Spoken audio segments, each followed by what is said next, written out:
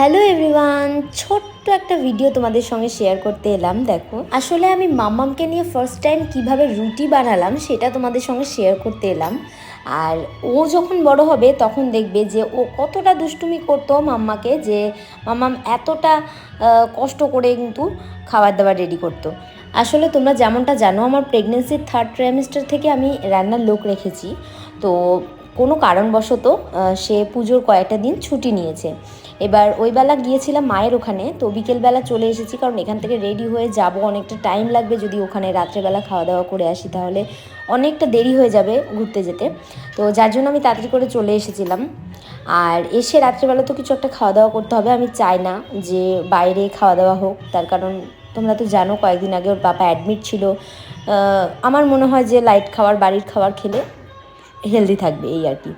তো যার জন্যই আমি রুটি আর আলুর তরকারিটা তো কোনো রকম করে নিয়েছি কোলে নিয়ে।